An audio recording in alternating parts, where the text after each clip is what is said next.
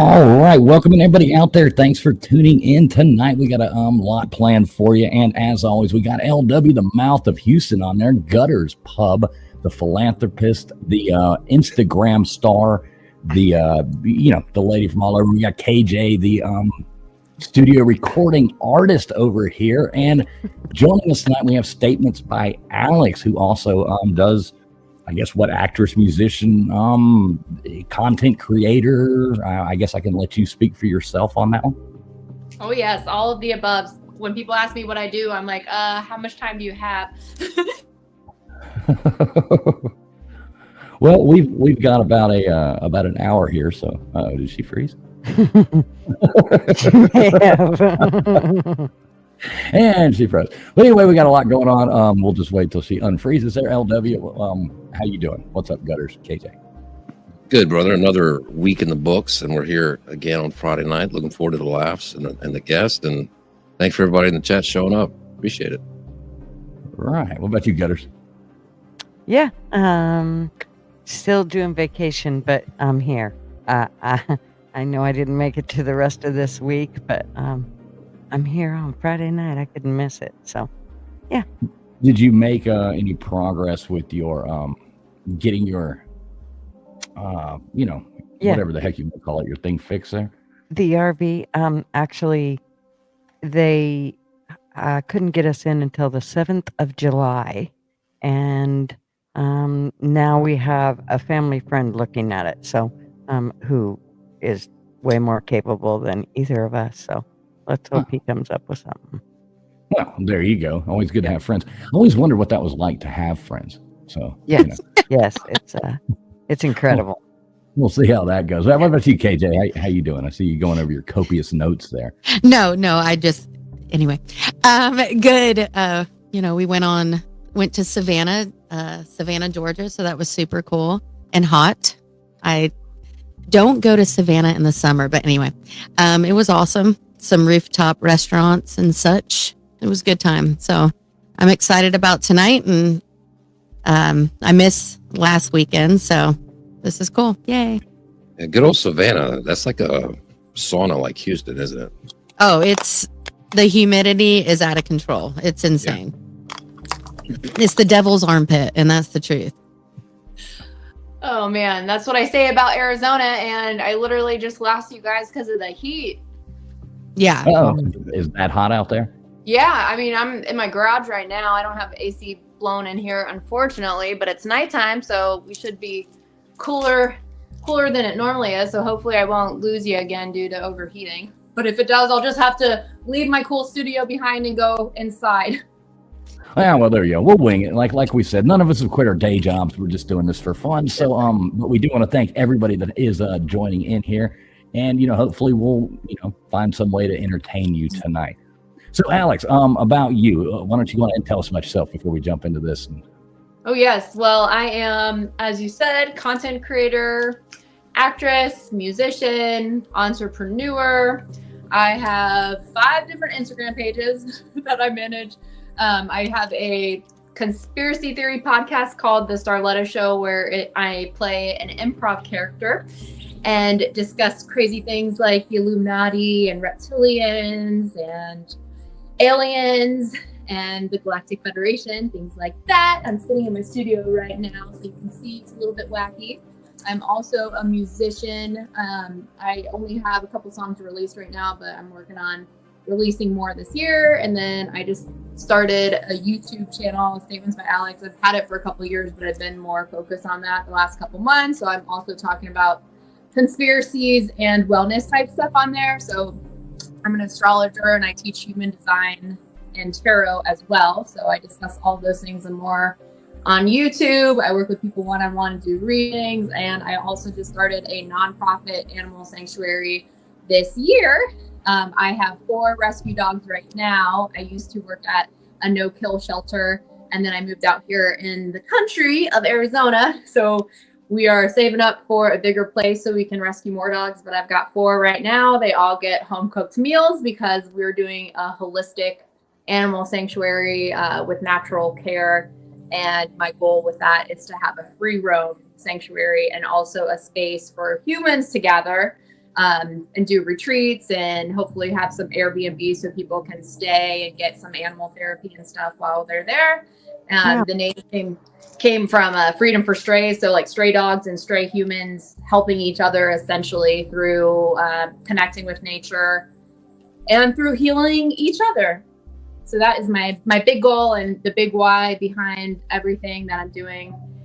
And I forgot to mention, I also make handmade jewelry and crystal healing packages and intention jars.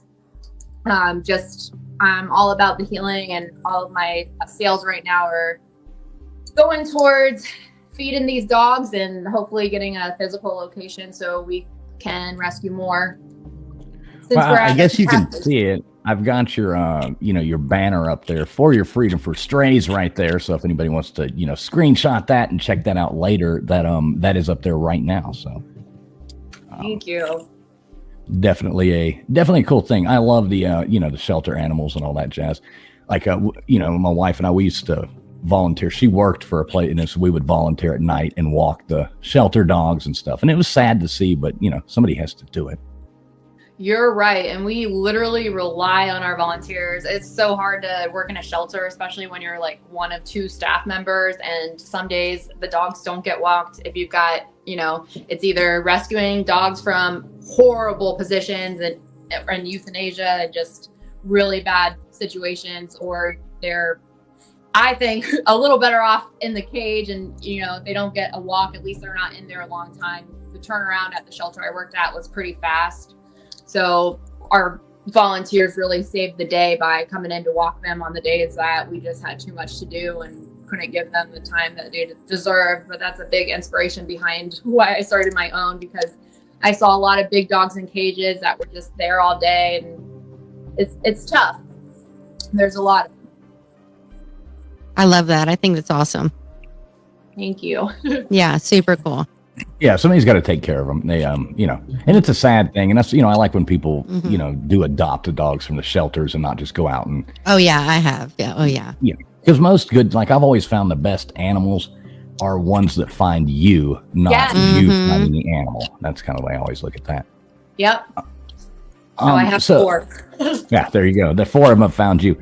So, all right, so before we go into any other stuff, I have to know a little bit more about Starletta, because, and if I got this little video you said I could play, kind of letting everybody know what this character is.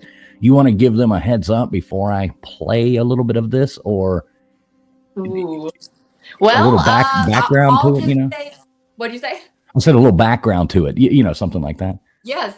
Well, I like to say that Starletta is an entity that flows through me. I created Starletta when I was on a cross-country road trip right after COVID, and I went into a thrift shop and I found this wig that reminded me of Juliette Lewis mixed with Miley Cyrus. And when I put it on, I found that I was fearless enough to say anything, and I used it as a way to talk about how I really felt about what was going on during the pandemic, and started making these little videos, and then developed like a little tiny cult following for my hometown, and then just kept pursuing it, and then moved out to Arizona, and here we are. All right. Well, I won't play the whole thing, but I'll kind of skip through it, and maybe we can stop and you can kind of explain what's going on maybe. So anyway, without further ado, make sure the volume's turned up so people can hear this. And this is Starletta, and this is episode 1, I guess. So this kind of explains it the best. She had the talent. She had the dream. But when Starletta left her small town behind for Hollywood's bright lights, she stepped into a world far stranger than she ever imagined. A missing influencer, a trail of unanswered questions. Behind the glamour lies a mystery that no one, not even Starletta, saw coming. Where is Starletta? Howdy, partner, and welcome to the Starletta Show. I'm sure you can't help but notice Starletta has yet to show up for her own podcast again. And I'm afraid it's time to address the elephant in the room. Starletta hasn't been seen since August of 2024. We should have known better that Starletta's loyal fans would have recognized that we've been recycling content that was filmed in February of last year. Okay, so to preface that, so Starletta's gone missing. That's kind of the premise of this, right? Yep. And it's all based on true events. What probably a lot of new viewers don't know is that this show, Where is Starletta, started a couple years after I had a podcast on another channel. That the premise of that podcast was me with another guy who played an improv character kind of based on Theo Vaughn with like the 80s hair and trucker hats. And we would discuss Illuminati things and conspiracies. And then it was kind of weird. Life started to imitate art, and started meeting some people that were in real secret societies. And then some weird stuff started happening behind the scenes of the show. And then the show got canceled.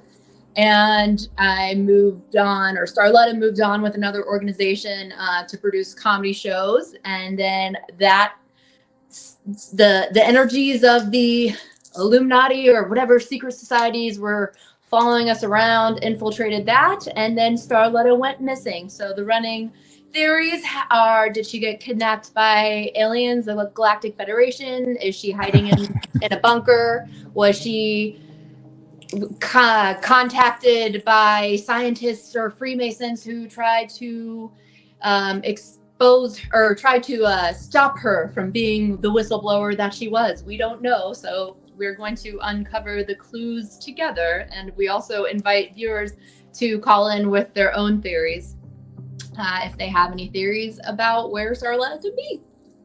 I like it. I like it. So I'm gonna hit play again for a second. Like I said, we won't watch it, but I'm just gonna skim through a little bit because some of this is it's, to me, I find it hilariously entertaining. So. Thank you. Starlight in her eyes, you'll be stopped by surprise. She's Starletta, Starletta. She dresses like a whore, but she'll leave you wanting more. She's Starletta, She's Now, and okay, so I love the voice there too. That's, pretty. Thank you. Now, did you do all the music yourself? I do. Yep. I do all of it. I'm a one-woman SNL, I like to say. I like it because, like, even here Because he blew out a candle. We'll have you play the song backwards? Not yet? Alright, well, I suggest you do that. A member of the Illuminati stopped by on episode 1. But that was parody. Well, I know. I know the Illuminati has to tell you what they're doing. I'm hiding from the Illuminati. Has she been kidnapped by the Galactic Federation? Question. Yeah, so there y'all go. Go check that. Nightbot will be dropping those links there where you can find links to the Starletta show and links to Alex's normal page as well. So Nightbot will be dropping those. And if you need to, you can just type Starletta with 2 T's into the chat and that will bring up the link to it. You can also type in Alex and that'll bring up the link to her other show as well. So it's all right there. Nightbot will do all the work for us. Same thing goes for LW Gutters, KJ. Yeah, so anybody got any questions about Starletta, LW Gutters, KJ? I am actually trying to help out with a little bit of audio problem here. I was talking with the mute button on. I apologize. Like I said, we didn't quit our day jobs, folks. We have not quit our day jobs. Exactly. So what do you have to say, LW? I was just going to say, what type of conspiracies do you cover on your show? Well, when we what's the biggest one that you like know the most about, or what you enjoyed doing the most on the Starletta show, or like the regular podcast or the yeah. Well, the regular podcast, the Statements by Alex page, I've been really diving deep into the GATE program, but kind of all what it means, because I feel like there's a lot of people that were waking up to what the gifted program was and remembering that they were in it, but not remembering a lot about it. And there was a lot of weird theories circulating. So I started doing deep dives on my channel just to kind of help people make sense of things. And it's funny because this experience that I had with the Starletta show is actually what led me to the MK Ultra article that I talk about on my channel all the time. Mhm. And I stumbled upon this article by accident. I mean, I don't remember if I was searching for it, but it just popped up one day. It's like a 500-page article, I guess, by a whistleblower. And it was terrifying when I read through it. It actually helped me realize, like, holy crap, like these people are using the people who had infiltrated my podcast. It's kind of ironic because I made a parody podcast to expose the Illuminati or infiltrate the Illuminati. And then it's like a weird thing because I was acting like parody. It's all, I mean, if you look at it from a law of attraction standpoint, you're like acting as if, and then weird stuff starts happening. So it's like, is it happening because we're, really into the acting and like really invested in this? And it's just a weird law of attraction, like glitch in the matrix synchronicity thing. But yeah, I really realized that a lot of the tactics that the people who, worked on, that I worked on set with for the podcast were using a lot of those MK Ultra handler techniques on me. So I had to separate myself from a whole group of people, and it's just a really scary experience, but it taught me a lot. And then my goal for my channel is kind of help people understand what's going on behind the scenes, but hopefully not in a way that causes fear. I want to leave people empowered with tools for how they can like wake up to this programming, especially if they're struggling in any way, like I have in my previous life before all of this. Yeah. Interesting. What about you, Gutters? You got any questions there? I don't really. The one thing that I do have to say is it kind of reminds me of this church that I went to. And it was kind of the same, like things that I never thought of before. They actually were very open to. And so, and all the things that you've talked about, that's kind of the things that they, had seemed to have delved pretty deep into. And so I actually went for a while just because I was very interested in what they had to say.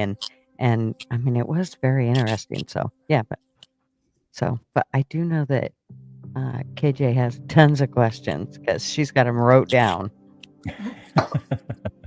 Are you with us, KJ? I think she's been having some kind of audio issues. Imagine that. I was hoping it was back. Yeah, I don't know what she's probably texting me. I didn't even look. So okay, let's go on ahead and talk about so the Gate project. That was that's kind of the thing. I think you cover a lot of that. That kind of leads into the other stuff there. Tell us about the Gate project. What was that?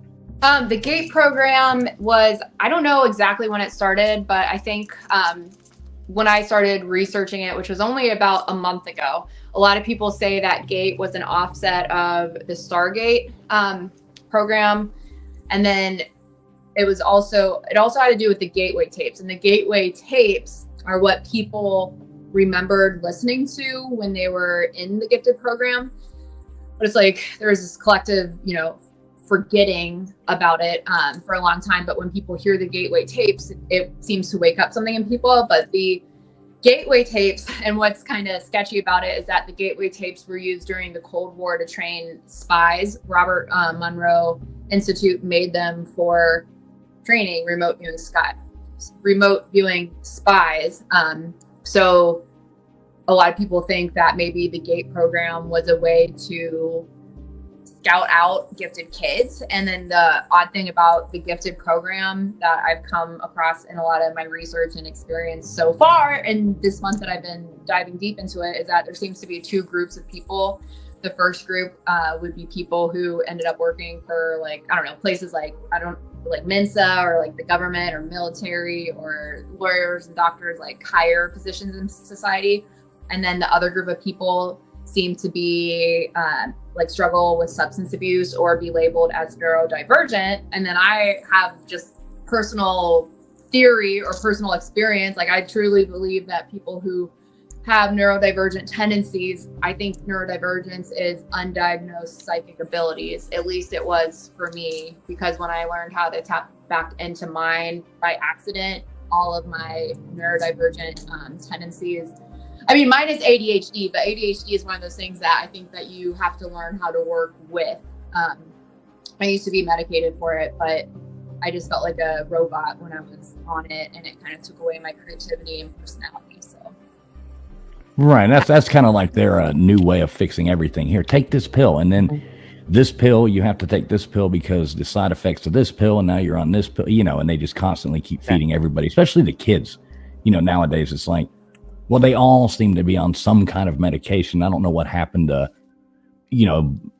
playing sports or, join the swim. They're so hyper. We'll put them on the swim team. They'll go to sleep at night. Have them do something other than playing video games all day long, Yeah.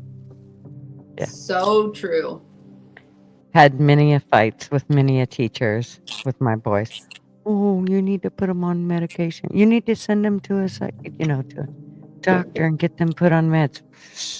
How about you go to a doctor and get put on meds, honey? Right, exactly. Right?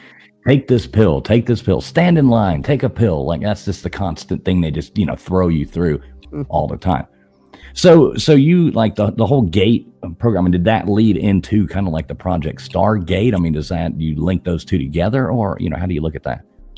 So I think Stargate came before GATE, and I think people think that because they just shortened the name Stargate to GATE. And I think the connection there, especially with the Gateway tapes and the ESP that a lot of these kids experienced when they were younger, could be the Stargate program is, I don't know. I don't exactly know too much about it, other than I have a lot of weird theories that I read this book a handful of years ago, Bringers of the Dawn. And it's a book that is channeled by somebody who, or it was written by somebody who channeled Palladian energy.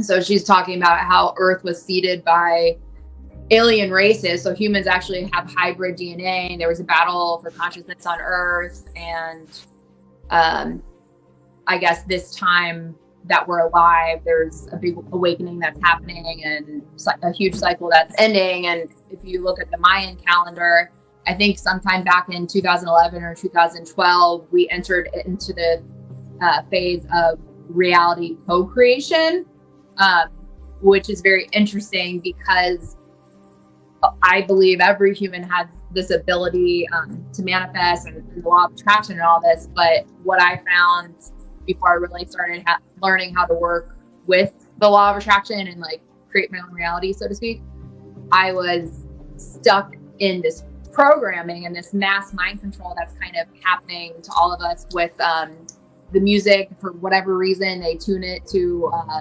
different frequencies, and a lot of music that we listen to in pop culture has subliminal messaging, like negative subliminal messaging. And then there's all those conspiracies about like if you play certain songs backward, they talk about the devil and all that.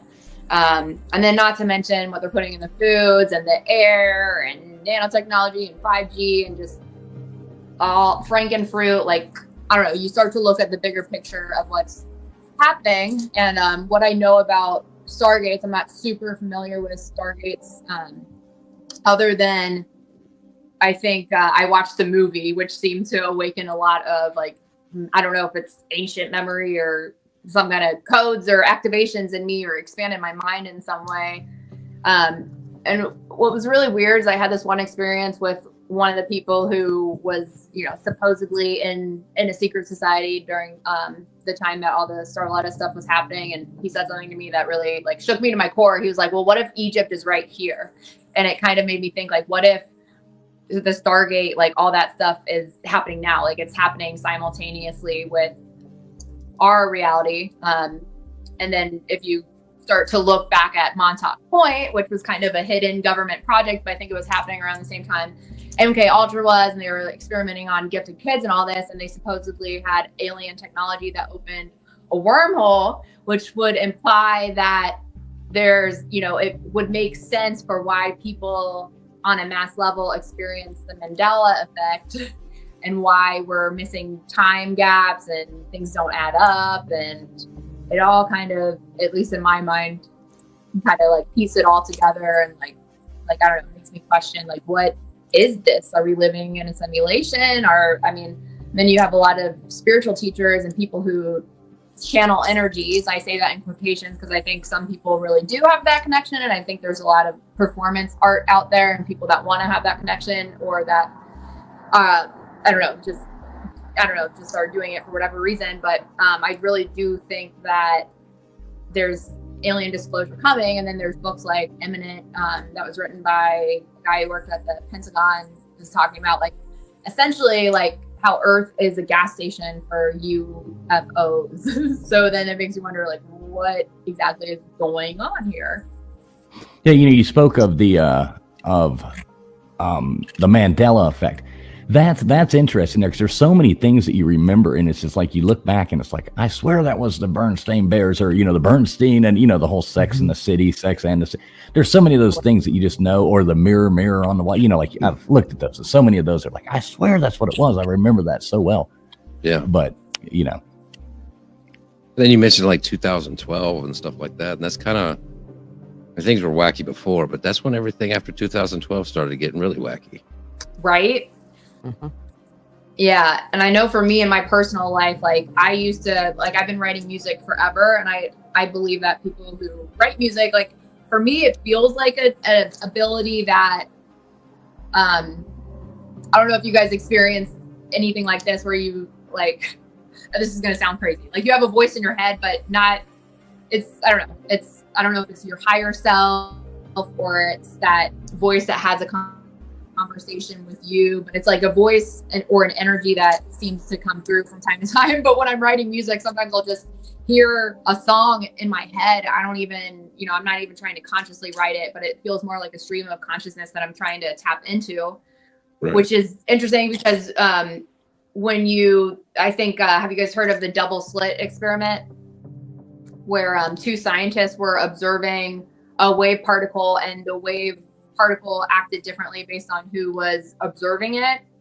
And then I think like quantum physics, or the whole idea, I think it's quantum physics or quantum mechanics or whatever, that everything exists as a possibility until it collapses into wave form. So in other words, like there's, I don't know, all these different streams of consciousness and there's ideas and there's frequencies out there in the quantum field, but based on our own personal frequency, humans are like an antenna, and we pick up certain thought forms. And that's why there's people all over the world who sometimes tap into that stream of consciousness at the same time. So I think that's another way to explain like why a lot of creators right now tap into what they call Pleiadian channelings, or, they're communicating with extraterrestrials or whatever. I think all these people are tapped into the same frequency of energy. So it just kind of like, if you happen to be in the vibrational vicinity to receive it, then you can receive that idea. But I know for me back in 2012,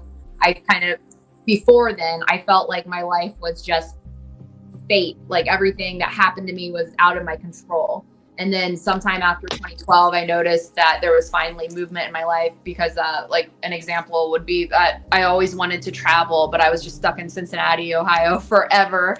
And then 2011 or 2012, I got to go to Arizona for the first time. And then I started feeling like a little forward movement. And then if you look at a lot of these astrological portals and different astrological alignments, they kind of sync up with like big world events and different, points, at least in my own awakening, where it just seems like we're on this upward spiral of consciousness. And ever since, especially 2012, I feel like a lot of people are waking up to the fact that like we're more than our physical body, like we're spiritual beings having a human experience. And then I think a lot of people are also waking up with untapped psychic abilities that can look a lot like mental illness if you don't know how to use them, because it's not like anybody teaches you in school like, oh, this is what those dreams could mean, this is how you can control them in a positive way.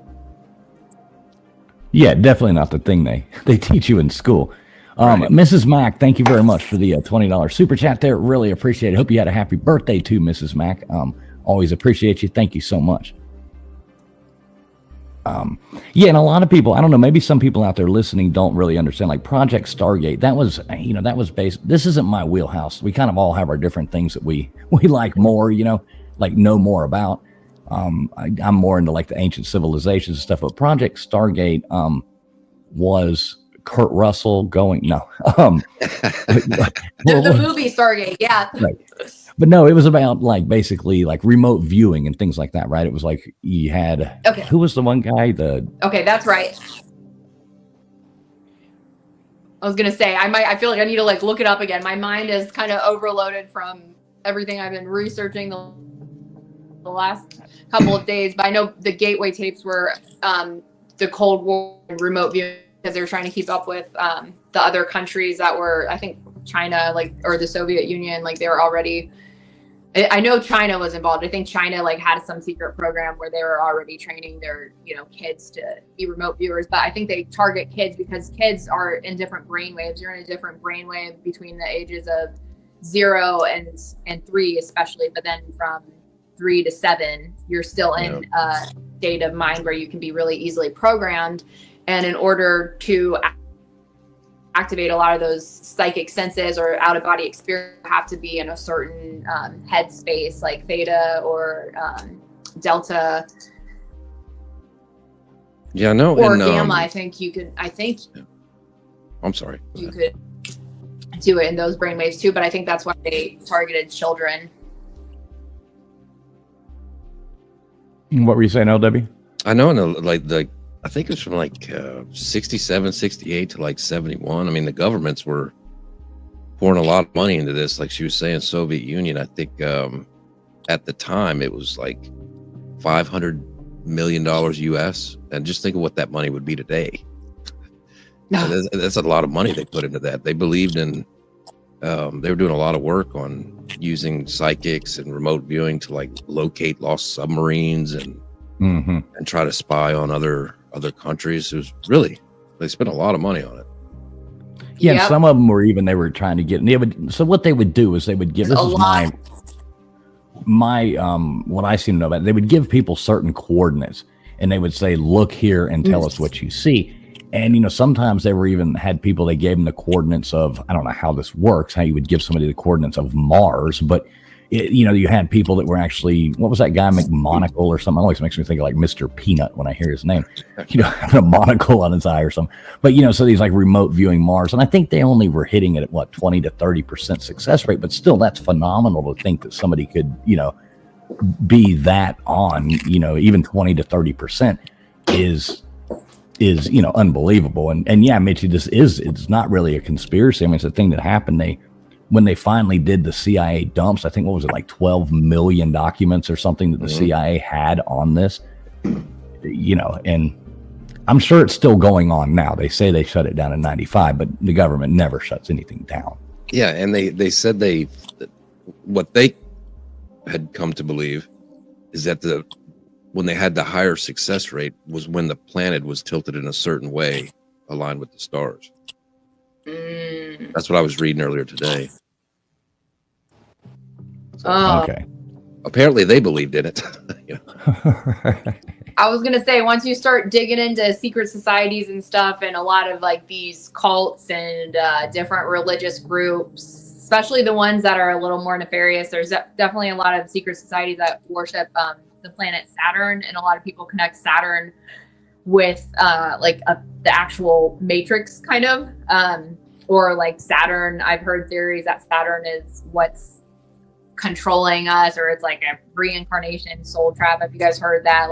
Seen the videos where it's don't go towards the light, it's a soul trap. You'll just keep getting incarnated into Earth's reincarnation cycle.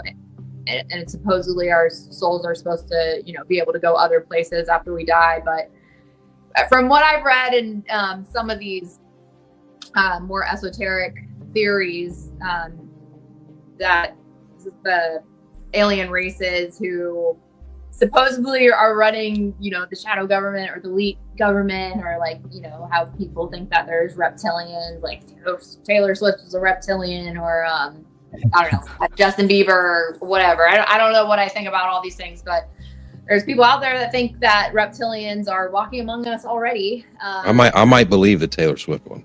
Yeah, I might too. I don't know.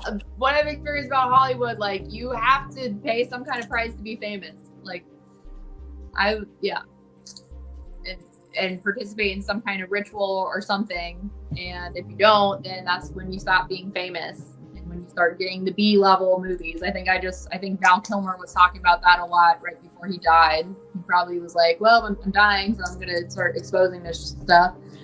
But he's a good example of somebody who had a really good, strong career. I think what was that, like the 90s, and then out of nowhere he started doing a lot of movies that were flopping. And then I just saw a video from Jamie Kennedy. He was pretty big doing The Mask, before he did The Mask, Scream and Jamie Kennedy Experiment or whatever. I forget what else he was in.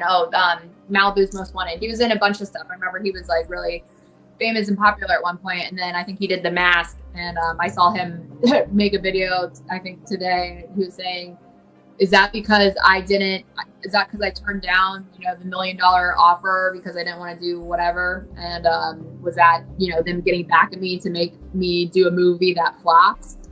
I don't know, wouldn't put it past them. Right. But yep. I always hate when I'm muted and I start talking. I said I'm like talking away. It's like being muted. But and then so with the Montauk, I mean, do you know much about that? Is that? Yes. So Montauk, I was telling you guys before, I didn't know anything about Montauk. I kind of discovered it by accident. I was sleeping back in February, and I woke up like 2 or 3 nights in a row at 4 a.m., like 4:15 in the morning, to the song Play Crack the Sky by Brand New. And the lyrics start out, we sent out the SOS call. It was 4:15 in the morning. So I didn't think anything of it the first 2 nights. And then, or the first night, I don't know. I feel like it was 3 nights, but it might have just been 2. But I remember like after hearing it a couple times, I'm like, maybe there's something to this and I should look it up. So I looked up the lyrics. Montauk Point really stuck out to me.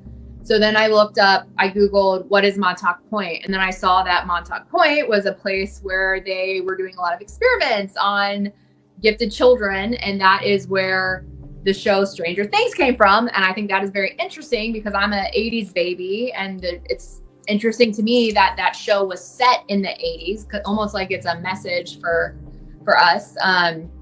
Like this stuff was really going on. And Montauk Point, I think they were active. I want to say it was like 60s and 70s. It was around the time MK Ultra was like really before they shut it all down. So they were doing all sorts of experiments on people with mind control and different types of drugs, like acid. I think LSD was a big one. I think probably marijuana and mixing things with alcohol and just all sorts of different substances. And Montauk Point, I think they set it up at Camp Hero, which was, I guess, like a shut down Air Force base or something like that, some kind of base that was shut down. And then supposedly they opened a wormhole, or they were connecting something about connecting the gifted kid or with some kind of ET technology that created a supercomputer or something like that. And then maybe created like ripples in times or like wormholes. So wormhole, I believe, being like a kind of like a portal or almost like a Stargate into another dimension. It's kind of reminding me of the movie Interstellar with Matthew McConaughey. Right, yeah. Yeah, when he like goes in the wormhole and then he finds out like, oh, when I got the message like don't go, it was me telling myself from the wormhole, which is kind of crazy when you think about like your own connection to your intuition and and I've been kind of getting this download a lot like recently. I feel like that time is a flat circle, and I heard that in another I think they say that in True Detective in season 1, which is super interesting because if time is a flat circle, that means that everything is happening all at once and you can't really change it. So like what's going to happen is going to happen. But if you were to create a ripple in time, then it would change, or try to make a ripple in time or whatever, it would change the outcome. And then there's all these theories too that are like the multiverse theory and parallel realities and parallel dimensions. There's one spiritual teacher, Bashar, who channels intergalactic race or something. And he talks about how we're literally switching realities from second to second, like billions of times per second. And of course, sometimes we're staying in the same reality based on our frequency or whatever, but sometimes we're shifting frequencies. And if you ever try like a law of attraction or manifestation experiment yourself, which I have, I didn't like believe in law of attraction or anything like that for a while, but even now, what would that be? Like what? Well, I'll tell you what, I was reading this book by Abraham Hicks. My first experience with the law of attraction was The Secret. And there was a movie. It's like a super cheesy movie, or I think is a movie. I can't remember if there's a movie and a documentary or if it's one or the other, but I think there is both. But I watched the documentary, and then basically the gist was like, you create your own reality. So if you wake up on the wrong side of the bed and you're angry, then you're going to spill your coffee, then you're going to sit in traffic, then you're going to go to work late, get to work late because you hit every red light, and then Susan from HR is going to be mad at you and somebody's going to bump into you and you're just going to be angry, and then you're going to go off the guy in traffic. And it basically illustrates how like starting off your day on the wrong foot like will just keep attracting all these things to you. And then the opposite side of that is I'm going to wake up, I'm grateful and I'm feeling good, so the energy I'm putting out in the world is good, and then I get to enjoy this delicious coffee, and I hit every green light, so I get to work a couple minutes early, everybody's so nice to me, maybe I get a promotion, like basically all this good stuff happens. But that really resonated with me, and then I was like, oh, I want to learn more about this, because if that's the case, like I'm doing a bad job of reality creation right now, because I was really depressed. So then I just stumbled upon Abraham Hicks, and I started reading this book called Ask and It Is Given. And she talks about a red car. There's a woman in the book trying to manifest a red car, and they go into really strong details about it, like how the car feels when she's driving it, how it's a smooth ride and accelerates so quickly, and has a nice leather interior and the shiny red exterior. And they go really into it. So when you're reading it, you feel like you're in it. And I wasn't even trying to manifest a car, but literally the same month I was reading it, I had a van at the time. And I remember reading it like, oh, that'd be cool. Like, I kind of want a red car now. And so I wasn't like necessarily like super attached to it, but I think there's also a part of me that's like, I wonder if I could manifest a car or something. Like, they make it sound so easy. But then that same month, my car's alternator went out, and I had a guy who worked on cars with his dad come and try to fix it, and he put it in wrong, and then it fried my motherboard. So my car was like over $1,000 to fix, and this was before inflation. So it was at that point cost more money to fix it than the car was worth. So I started looking for new cars, and I wanted a Toyota RAV4. And I started looking at all these cars, and they're all $12,000 in gold or silver. And then I randomly come across the one red car that's $5,000 less than all these other cars. And then we get to the place, the dealership. I went with my mom, and then we were able to talk them down to $7,300. So I got a red car, just like I was envisioning by reading that book. And it was like $5,000 cheaper than it should have been. But, yeah, so that was just like a really eye-opening experience. And then a couple months later, I was dating a guy who was a musician, and we had just started like hanging out, and I was enjoying myself so much. So he was getting ready to go on tour overseas. And it's not like I didn't want him to go. I wasn't thinking like, don't go. I was thinking more like I was enjoying spending time with him. And I wish that we could keep dating. I really like this guy. And then a couple weeks later, something happened with his family that made him put his tour on hold. So I was like, Jesus, like, am I like, what's happening here? Like, my thoughts feel really powerful, but I was really, really into the law of attraction at the time. So I was very like cognizant of not dipping into negativity or getting into fear-based thoughts. So that kind of like shook up my whole viewpoints on life at that point, because I'm like, I don't know. So then it changes the way I view reality in general, and like what's going on in the government and in Stargates, and are aliens real, and all these different conspiracies. I think that there's more to life than we think there is. And if you think about it from like a power standpoint, like a shadow government who's trying to keep people in line or in control, like what they probably wouldn't want a bunch of people walking around like knowing that they had this immense power as a creator, because if that's the case, like you could create something bad or you could create something good, but also it takes them out of power because people realize like how much, you know, if you're a really strong manifestor, you don't even have to have money to manifest stuff half the time. Like I manifested so many things without having the resources for it, but we're kind of in this society where everybody's brainwashed to believe that you have to have money to do this or do that. And, you know, a lot of people, I don't know, we get it like programmed out of us when we're younger that people who are into all this law of attraction and foo-foo stuff and conspiracies are like stupid, or they're, you know, crazy, or they're mentally ill, or something's wrong with them because they believe in these things. But in reality, if you really, you know, open your mind, you're more open-minded.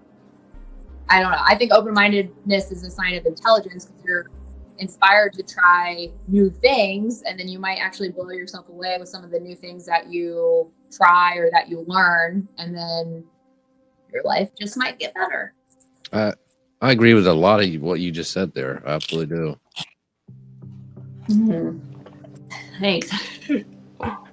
Yeah, it's a good thing. Good thing to agree. You got any questions on it? Gutters, are you still with us? Yep. Oh, okay. Sure. Just haven't seen or heard you in a while. KJ, did you manage to figure out what was going on there? I think she's just there in spirit. KJ's had some kind of audio crash issues, I think. But you know, she started out on the wrong here. foot Can you this hear me? morning. That's what happened. Right? Just kidding. I'm here. Okay, we can actually hear KJ. What happened here? What happened there, KJ? What happened to Let's not talk about it. We're still, it's still work in progress. you? All right. Well, at least we can hear you. So you know that's a plus. You're back now. You got any questions about any of this stuff so far, or anything to add to this since we got you here? Hold on. Not yet. Honestly, not yet. There's just really so much, and I kind of unfortunately missed a little bit of it because I was working on some audio stuff, and I apologize, Alex. Oh, that's okay. So frustrating. I was like beating my head against the wall. It's not even funny. I feel ya. Yeah. So anyway, I'll just listen on. Okay. What about you, Gutters or LW? Anybody? Well, you were talking about some of those things. It always goes back to the 60s and 70s. It seems like that's when they really amped up some crazy stuff. And you think about how crazy the 60s were. Where like, you know, you had the president killed, you had his brother killed, you had Martin Luther King killed. All these crazy things happened, and all these secret programs, and it was a wild decade, the 60s. Yep. And they also say that in the like 60s and 70s were some of the first waves of indigo souls. So indigo souls, have you guys heard of indigo children? No. It was another spiritual teacher, Dolores Cannon. I don't know if she's the one who originally coined it. There's also another guy, I think his name's like Chiron or something, or Cryon, maybe. He's a channel. But they talk about a wave of souls that were Dolores Cannon noticed a lot of the children in the 80s and 90s had a lot of the same personality traits that were different than anything she experienced before. So it was like this group of children that were incredibly spiritually gifted with some kind of ESP, but they often often came to her with either ADHD or autism or Asperger's or some kind of mental illness, and they often struggled with addiction later on in life, and they often were rebellious against authority. And they came here with a really strong sense of purpose, like they were here on a mission. But if you know anything about the chakras, there's 7 chakras, and the indigo color is your third eye. It's the pineal gland, which they say is calcified, or it's pretty much turned off in a lot of human beings, because when you are really focused into, keeping the pineal gland or your third eye active, that's when you start to open the third eye and have more experiences in the astral realm. Whether that's like an out of body experience or astral traveling, or you start seeing auras, or you start getting like, I don't know, I call them downloads, but it's like thoughts or feelings about other people, and you just know it because you know it. You feel like you know it because you know it.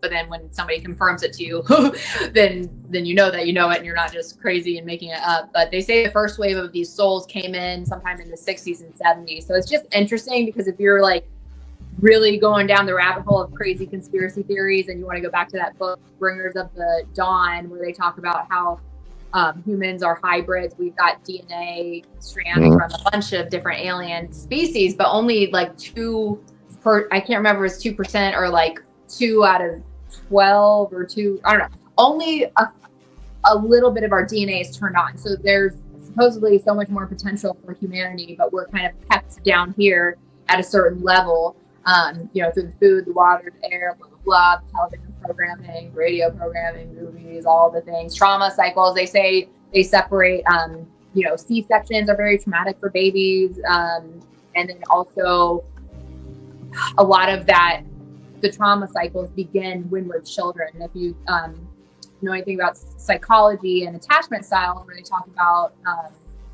what's it called, like anxious style attachment or secure style attachment or avoidant. Most people in relationships are probably avoidant or anxious, so it's a little more rare actually to have a secure style attachment. But a lot of those anxious and secure or attachment, in theory, or in general, I mean, is created in your early childhood. According to psychologists, it has to do with the caretaker, whether or not your caretaker came to you when you were crying, or did they leave you on your own and you had to fend for yourself. That's the running theory. But if that's the case, then people are, a lot of us are still stuck in these trauma bonded or traumatic relationships, even in adulthood, where we're often the runner or the chaser in our relationships. Yeah, I've heard about those stories where they would do studies on babies from orphans and stuff like that. Okay, sorry, but yeah, like, did I lose my camera? Okay, there we go. But yeah, like that wave of souls came in the 60s and 70s, and they've been, they as in reptilian overlords or negative species that don't have good intentions for humanity. I saw another documentary about it might have been about like the Catholic Church or something, but like they pricked the heel of every child. I think that might be even in the Bible, but I read this really traumatizing thing that was talking about how every child, when they're born, like your heel is pricked and your blood is already in the system. And then there's a lot of like secret societies out there that use blood to keep people stuck, or they use it for their rituals. And then there's even like stories on YouTube now of people talking about vampire cults in Arizona. And the most disturbing thing about that is when the guy was talking about the guy who led the ritual, he described him, and the guy looked super similar to one of the guys that I knew out here that was, I'm saying supposedly in a secret society because I have no way of knowing, but I just, based on like what other people told me or what he had revealed to me. So yeah, I know I'm going all around ADD tangent, but all of that to say, if that is really a thing, like these overlords are controlling society, then maybe all of the government stuff started happening around that time because they were starting to notice the new souls coming on the planet who are here to help with the transition. Because the other thing is we're in the age of Aquarius now. We just, I think they say maybe we officially moved into the age of Aquarius probably back in 2020, which I think is interesting because a lot of people had awakenings then. And this alignment of Jupiter and Saturn was the same alignment as the star of Bethlehem in the Bible. So it's just really Age of Aquarius. Yes. I'm sorry. Yes, no. And the age of Aquarius is all about like technology. So I mean, think of how much life has changed just in the last couple of years with AI and ChatGPT and how it's changed so quickly.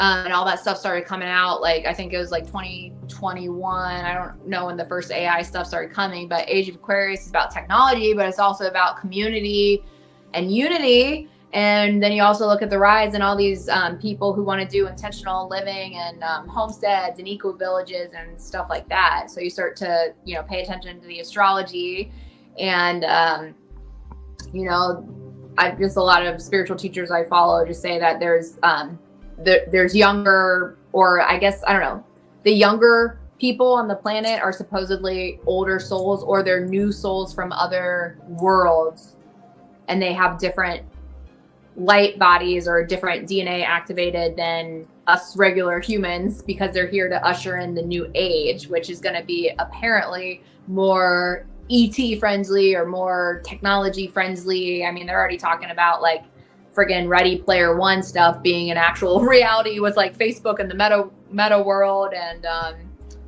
Neuralink and all these things that are probably going to happen in the next 10 years less. So we may be living in a completely different world. And then if the New World Order, if that ends up being a thing, and the one world government and the smart cities are already building them out here in Buckeye, and the data centers are taking up so much energy and resources to have those AI data centers. So it's all like they just ripped down a bunch of open land out here, and all the coyotes are coming into the neighborhood now because they don't have anywhere to go.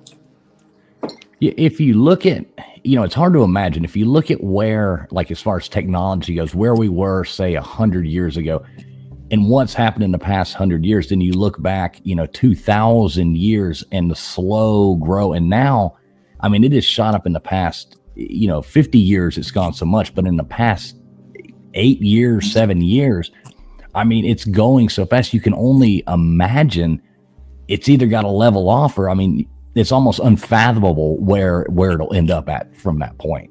Right. If you took somebody who died in 1910 and brought them to 2025 and showed, they would think we were all aliens. Yes. Exactly. Maybe they'd be right. They could be. Mm-hmm. We I'm might. convinced that some people are aliens. I've always felt different when I'm in the presence of some people, especially people that have been labeled neurodivergent. And what's so interesting to me is that a lot of people who are like autistic, for example, I feel like I've met so many autistic people who just have the most vivid, wondrous imaginations, and then they know so much about aliens, but like, so let's say somebody who's autistic or something is making a show about aliens, but their details are so like spot on. It's like, how could your brain think of all of this? Like, you're so creative. It almost feels more like it's a memory than it's a, something that they're pulling up themselves. So it just has always made me wonder, like, I don't know, are you guys aliens and you just got, different DNA and you're a threat, I guess, somehow to these shadow organizations? I don't know. Yeah, it's scary. Gutters, you got any input on that? No, I don't. But I see that people in chat are starting to like, oh, she's wanting info on MK Ultra, and so I think there's definitely some definite interest here. Oh, I haven't read anything in the chat. Is anybody else keeping track of that? Kind of. I was working some other stuff there. The chat's flowing pretty good. We're live. We do want to say thanks to everybody out there listening. This is live over on X. It's live on Gutters Pub channel. It's live on LWs. And obviously, it's live over here, Traveling Fools. So lots of different chats coming in from every different place. But yeah, nice of all y'all to tune in. We really appreciate all y'all being here. We'll get to some of your questions here in a few. And maybe even if Alex is cool with that, we can drop a link. And if anybody wants to come up, we can do that here in a minute. That might be interesting. If anybody wants to come up one at a time and ask any questions or anything like that, that could be cool as well. Alex, I got one question I have to ask you. So talking about things that happened in the 60s, and we spent a long time last week and we were talking about this and we were asking every different person that came on the panel. So I'm curious, did we or did we not land on the moon in 1969? I feel like no. I like it. Yeah, especially when you go back and like watch it, and then they just made the movie about it. And then they say in Hollywood, like, the way that the elite get away with stuff is telling you exactly what they're gonna do. So then they made the movie about it, like, to tell us. Right. I mean, I have trouble. Like, do you believe we ever went, or do you believe, like, what I'm saying? Like, do you believe we went later? Like, say, according to the government, we went to the moon, 6 times, and 12 Americans have walked on the moon. why they never talk about 2, 3, 4, or 5 or 6. I guess people just lost interest in like the most fascinating thing humankind could ever do, and they just kind of forgot about it. And now, now they say we lost the technology, we erased over the original tapes, we blah blah blah blah blah. It just makes it hard to believe. What do you think on that? Well, I have a really weird, outrageous, outside of the box thought on this, and I'm only saying this because I realize, I don't know if this is just me, but have you guys does the moon look different and the sun looks different now, and the stars look different in the last couple of years?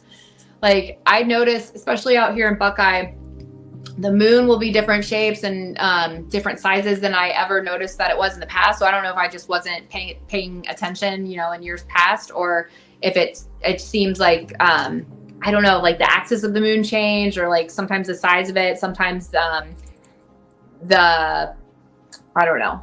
I can't think of the word I'm thinking of, but it just looks different. And then the stars, they're always they move so weird out here.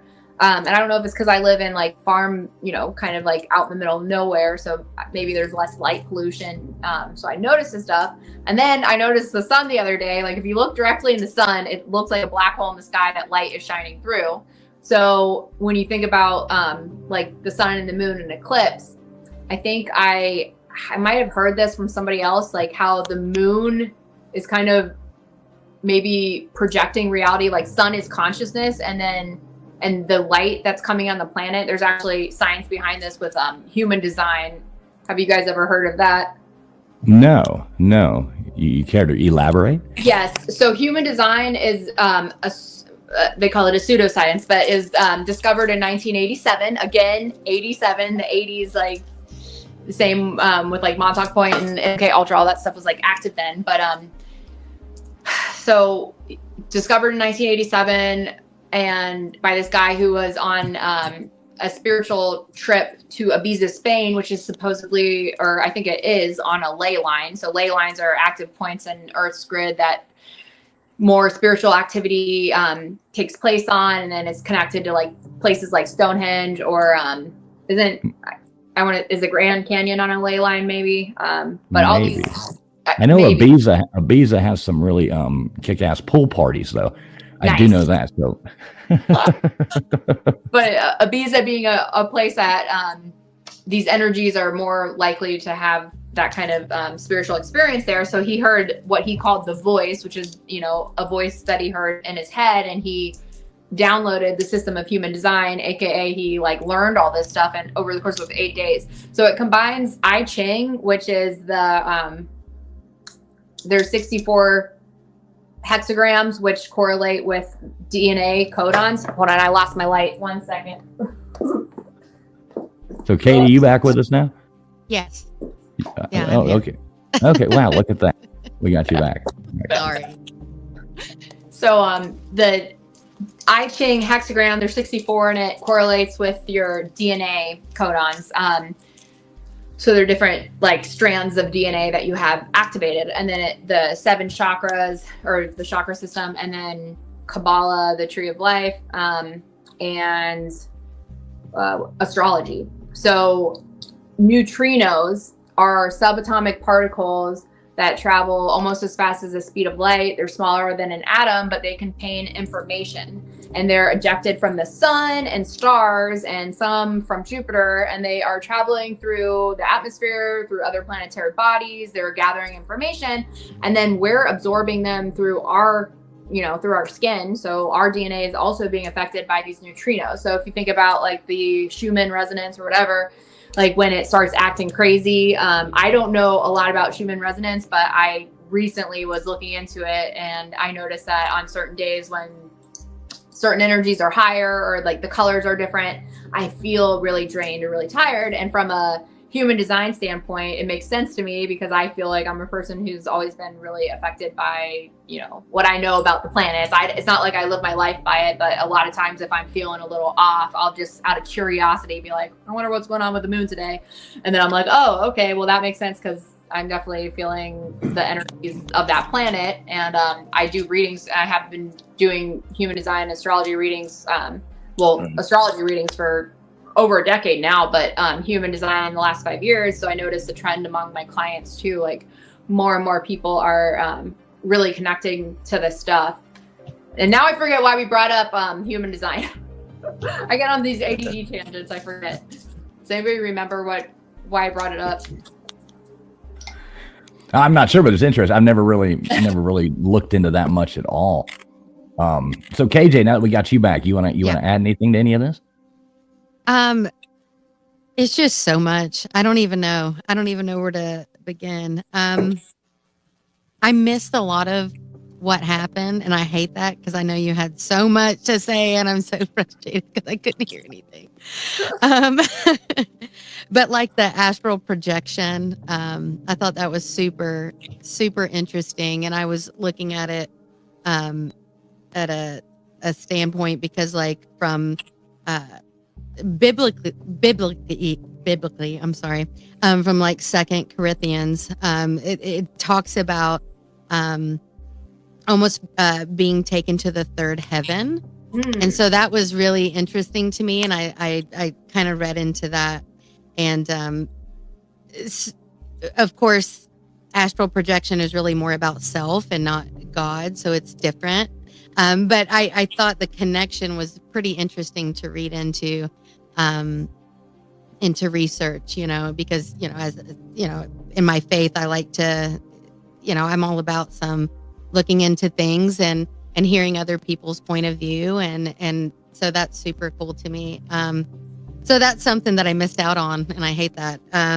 But like how he was caught in paradise, and that's in, and he doesn't know he read, I do not know, but God knows. He didn't know if it was real or if it wasn't real. And that kind of how people explain like out of body experiences and that type of thing. That it's kind of interesting to see the ties and read into that. Oh yeah. Yeah. I agree. I love like making connections in the Bible too, and just like hearing the different ways that people interpret that, especially if you have knowledge of like the planets or anything. It's just cool I always like to, I don't know, just like consider multiple viewpoints. I'm a Libra, so I see like all sides of it. Oh, me too. Yay. Oh, really? Go girl. I love it. Oh, there's two of them. Girl, hey. Oh no, Lord help Girl, us now. hey.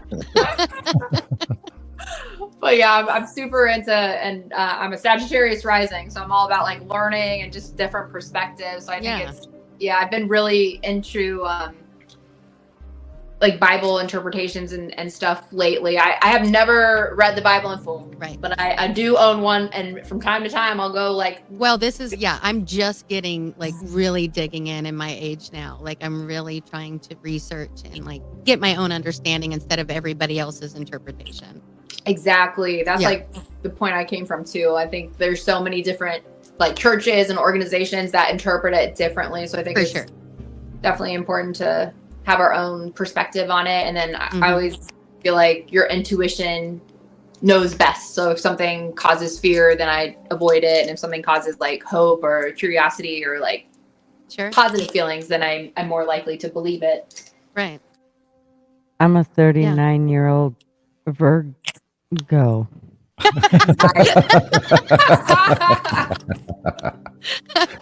How long have you been waiting to say that, Gutters? 39 years? Start talking about this. I love that. I know you were waiting. That's hilarious. I was. I love it. It's amazing. All right, I like it now that it's kind of. I think we got everybody's audio issues worked out and stuff like that. That's pretty nice. Hey, so LW, you still with us too? Yes, sir. Yes, sir. Okay, look at that. Wow, it only took an hour, but yeah, we got it. We got this going. Yeah, I probably just jinxed it. Everybody's about to go out. No, don't say that. Knock on some wood it was here. such a struggle. I've got this weird light blinking. What is that? Are you serious? No. It's a joke. Oh my God. Sorry about that. So what about you, KJ? I have to ask. We asked Alex a second ago too. Moon landing. You weren't here last week, and we were talking about that. We just had to get everybody's take on that. Did we or did we not land on the moon in 1969, and why did we not? I never questioned it before, right? Obviously, like how exciting to be living at that time, which is so cool. And our grand, everybody in our, how to be living in that time. What an exciting time. And then now you're like, holy they could have faked that shit. You know what I mean?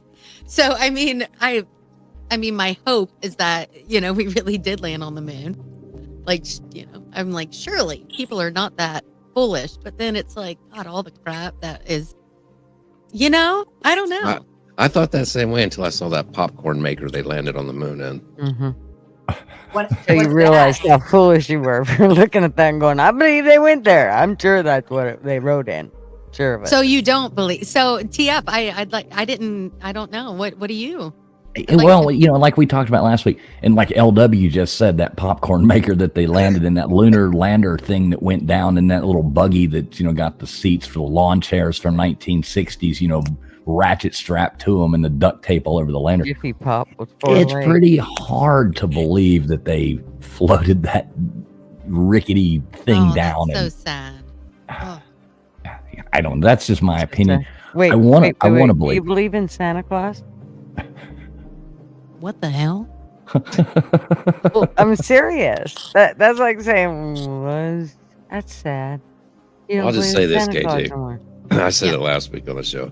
Okay. I've been to NASA in Huntsville and the one in Houston, and I went to the one in Houston with somebody who thought I was crazy for thinking that we didn't land, and they looked at the stuff that we came back in and the displays and stuff like that, and the helmets and the boots and just everything, and they looked at me and they said, "No fucking way we went to the moon."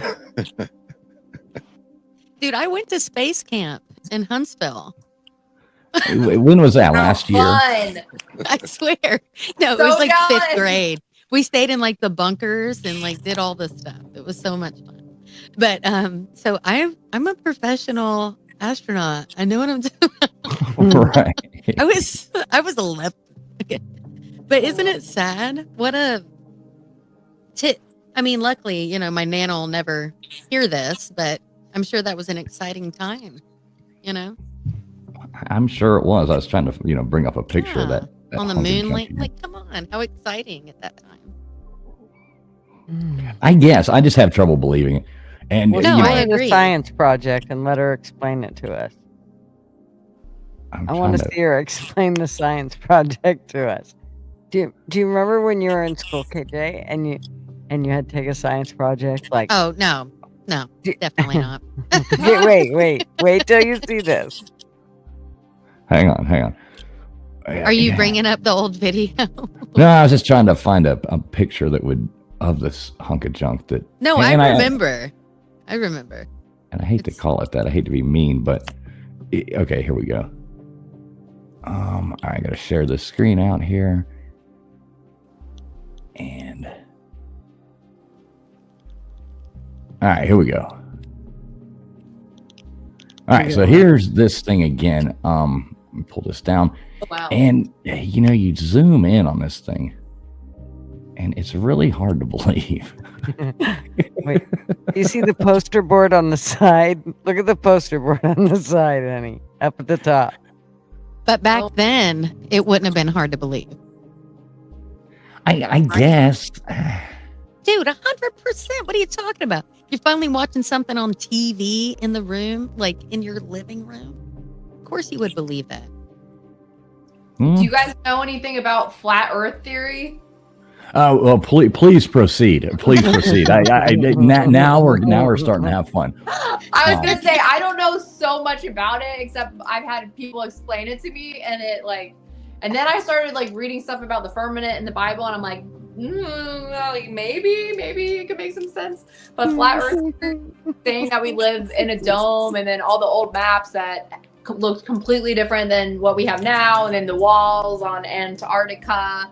And then how, I don't know, supposedly how Elon Musk is trying to, every time they have a rocket explosion or whatever, when people zoom in on it, it looks like it's in a dome. Like the way the explosion goes, it's kind of curves into you. So they're saying we can't break through the firmament. And then I think something about somewhere in the Bible, it says the water's above and below the firmament or something. So what's weird is when you look at stars in a telescope, I think it's stars and planets, they look flat. from what I remember. And then almost like the way water looks in a pool when you're shining light through water and it's all refracted on the bottom of a pool floor. So it's like, why do the stars look like that? And then I think what I was trying to get at earlier when I started talking about human design and the neutrinos and the Schumann resonance and how the sun looks like there's like literally a hole, like a black hole in the sky that light is shining through. And what's interesting is like consciousness spirals up like a wave, because if you think about people who do drugs and like psychedelic drugs, if you took all the acid in the world and you had all the secrets of the universe come into your mind at once and all of your DNA was activated at once, you would literally fry your circuits. So there's a reason, like if we are being watched by the watchers or angels and demons or extraterrestrials or whatever that heck else might be out there, it makes sense why they would want to control an awakening on Earth, because too much too soon can cause psychosis. So I think that's why, maybe that's why they're spraying stuff in the skies to like, prevent people from waking up too much, because light from the sun is literally consciousness. It literally carries light codes. So that what I was going to say about the moon, what I had heard from somebody, I forget the source or I forget where, but something that stuck with me was something about how the moon might be what's projecting the grids of the matrix, aka this frequency field that's around us. I don't know if that's like a physical grid, like with the satellites and the surveillance, whatever I can say the word, or if it's like an energetic grid or something that's keeping us humans locked in a certain level of consciousness. So that I just thought that was a fun and interesting theory to kind of think about, and something I'd be interested in diving in more, because I wish I remember where I heard that, but they were saying like the moon is a base or something, like almost like in Star Wars, like almost as like the Death Star. Yes, like a spaceship that's up there. Maybe that's why they faked the moon. Well, and the moon's fascinating. We've talked about the moon before, and it's just a fascinating thing. There's so many anomalies about it that don't make sense, like it being hollow and like it being, a lot of these things you think, oh, that's insane. I'm not, even going to give it any credence. I can't really buy into the flat earth one because I just don't believe it is, but I love like talking about it. And I think it's really fun. I like talking about anything. I think it's great, but the moon, there's so many things about the moon that are just, fascinating. And I mean, we could talk about that for hours, but it's unbelievably cool. And it's kind of funny because KJ, she's kind of a little bit newer to a lot of these conspiracy theories and stuff like that. Oh, yeah. But it's been interesting looking into some of these, hasn't it? Like for you?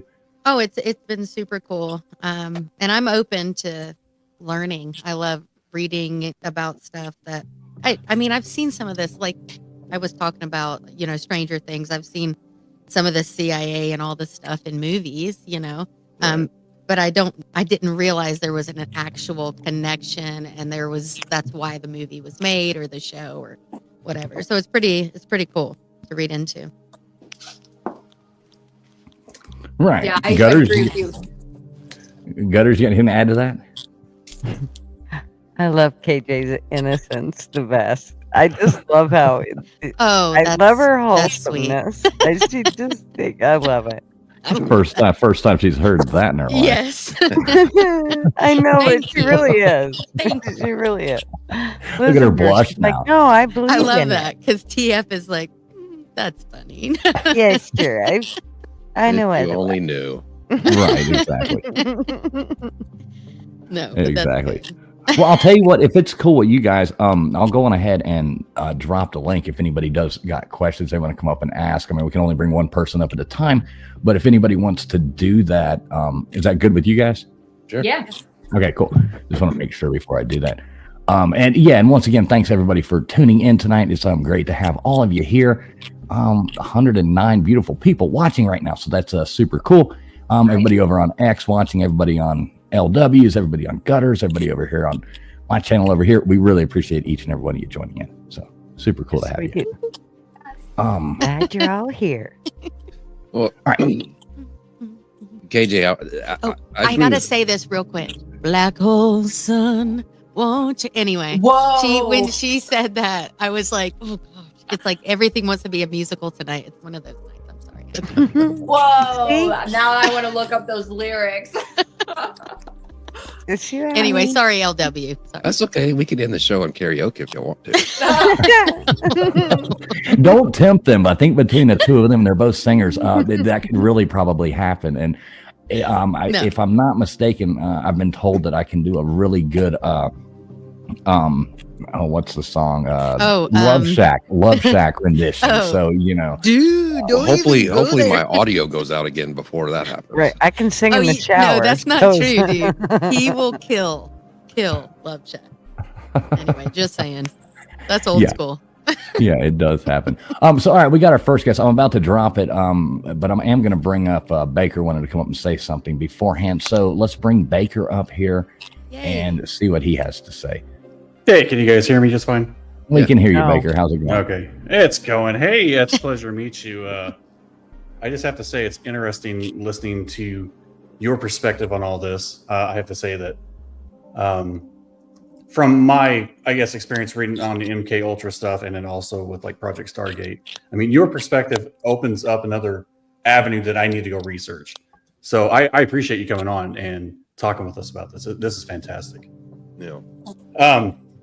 I wanted to say something about the moon. You were talking about like how you read theories that the moon is actually maybe possibly a spaceship. There's the hollow moon theory out there.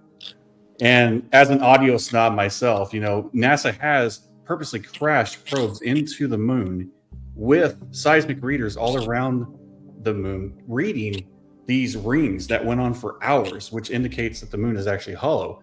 It could just be a shell. And have you ever seen a crater on the moon deep enough to I mean, every picture I've ever seen of the moon, these pop shots only go so deep. Right. So I don't know. Is there something to it? What do you think? Wow. I think that actually joggled my memory a little bit.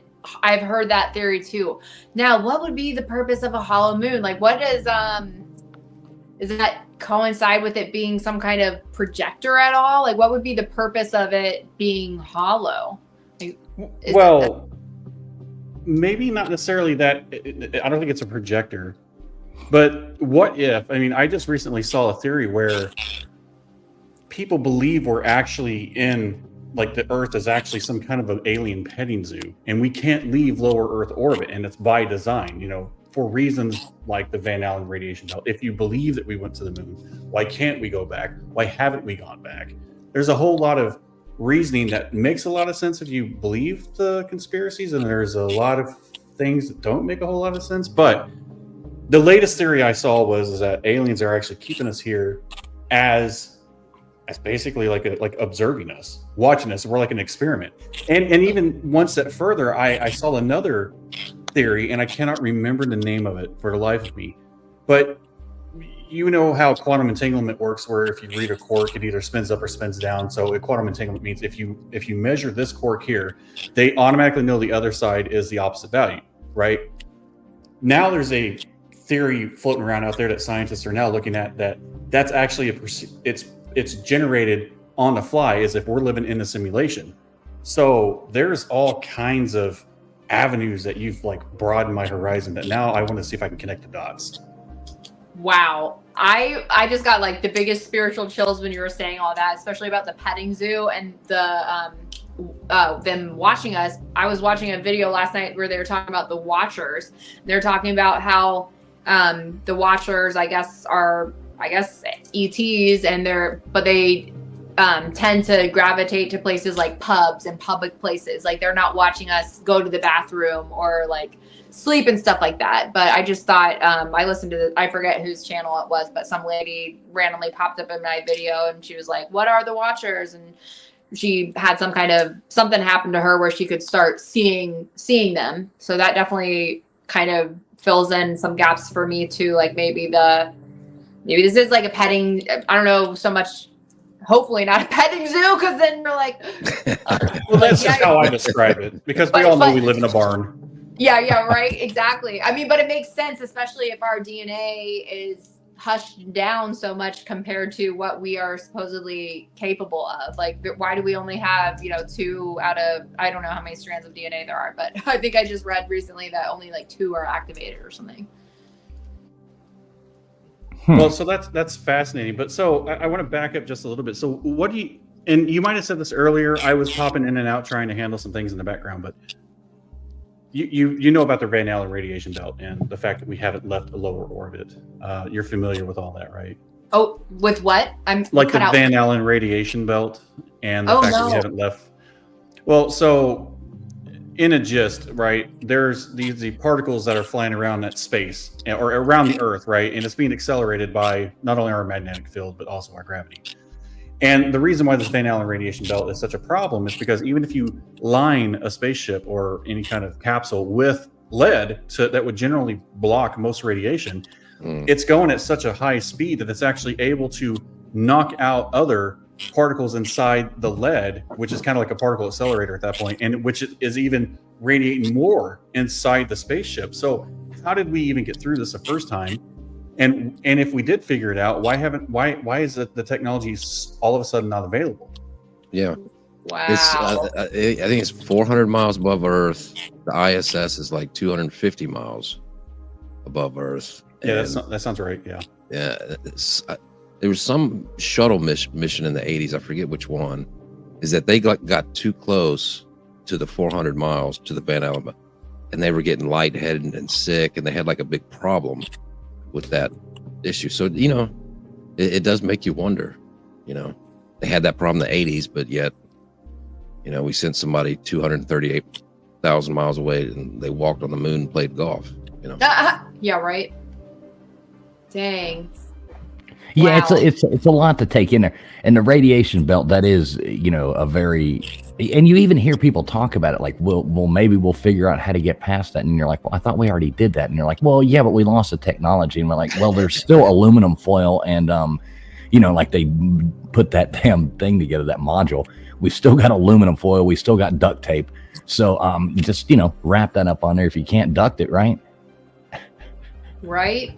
Like we said last time, is flex seal it. You'll be all right. Yeah, flex seal. Exactly. Jimmy May Hayes will get it all done for us. Look, he'll make it happen. Well, there's more computing power in our pockets using our phones than there ever was for the entire space mission from the Mercury missions to the Apollo missions. And you're telling me that we lost the technology? Yeah, exactly. I don't think so. Have y'all ever seen the press conference of them coming back? The 3 of them? Oh my God. Yeah, it looked really weird. Now that you have these other perspectives, you go back and look at this stuff. It's like, wait a second, hold on. They were looking down at the table, playing with paperwork. Just they would barely look up. And I think it was Buzz Aldrin said something, or maybe it was the other way around. But Neil Armstrong and Buzz, somebody said something, and one of them shot him a look like, "Don't say that." And they just stopped talking. Like, it's very weird if you go back and watch that. Yeah, it doesn't. I know what you're talking about. It doesn't look as if it was people who just came back from the moon. Right.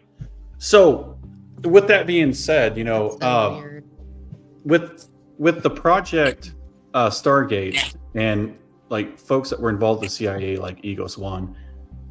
Now that I know this other theory is floating around about the universe being possibly a simulation or it's procedurally generated, right?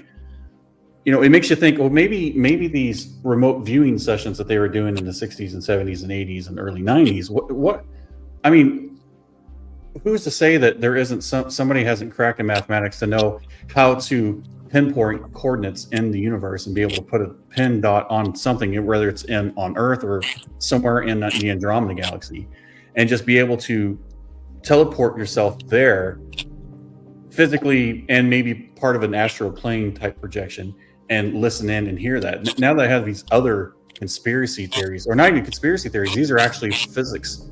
These are actually scientists that are saying that this is entirely possible. Right. Not the astral projection part, but like the fact that this could be a simulation. That just fascinates the hell out of me. And having you on and talking about this when I just read about this, it's great.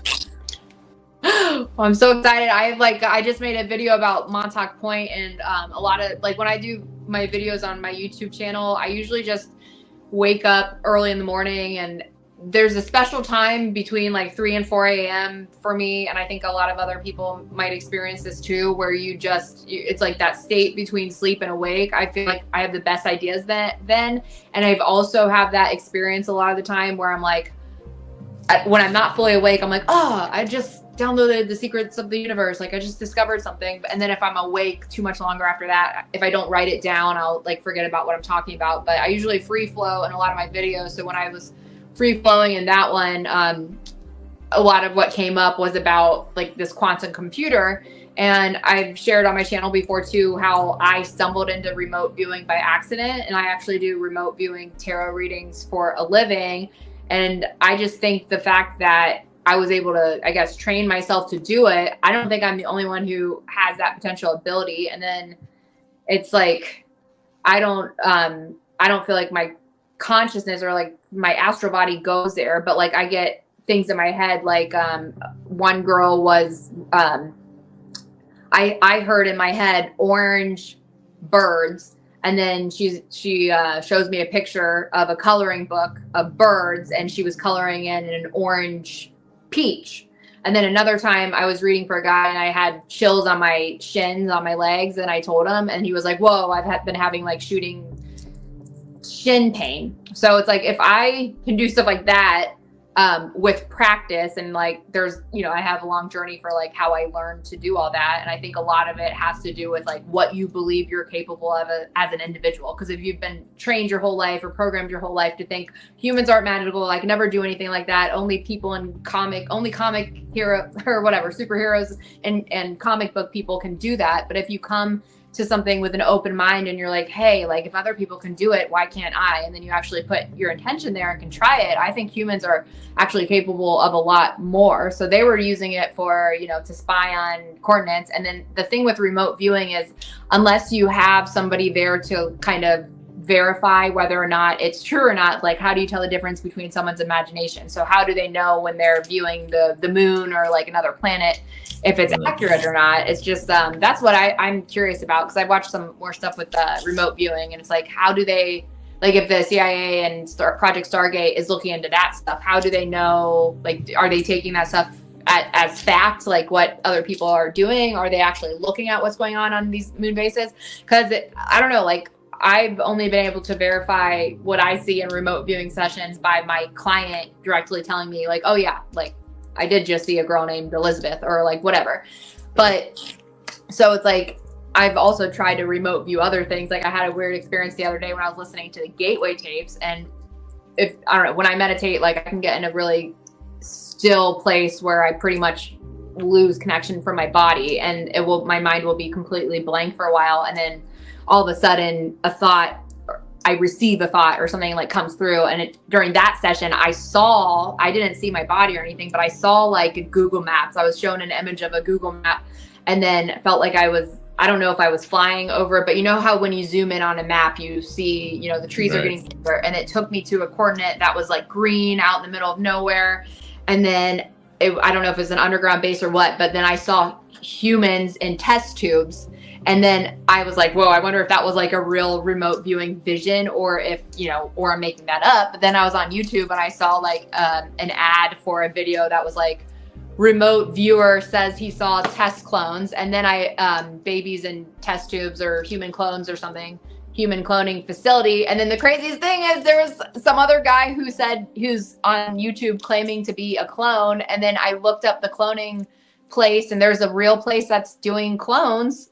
Unless the website is fake. But then you look at celebrities like Kris Jenner who are claiming that, their 30 or 60 years younger face is from plastic surgery. Like, I don't know, it just makes you wonder. Wait. Don't stop there. What do you talking about? Wait, you can't say that. What do you mean, Kris Jenner and his face? Now you're on the KJ thing. We started talking about the Jenners and the Kardashians. Now I know something about. No, I don't watch that show at all, but I know who Kris Jenner is. Wait, what? What were you saying? Yeah, I don't know. Have you seen recent pictures of her? She literally looks like Kim. She looks so young. She looks like she's 30 again, and everyone's like, "Oh." But those are pictures, honey. Like you don't see her in real life. Yeah, you know what I mean. But there's like a running conspiracy theory that human Well, that's clones- silly. I'm Yeah. sorry, but that's too far gone. I have to say something. Okay.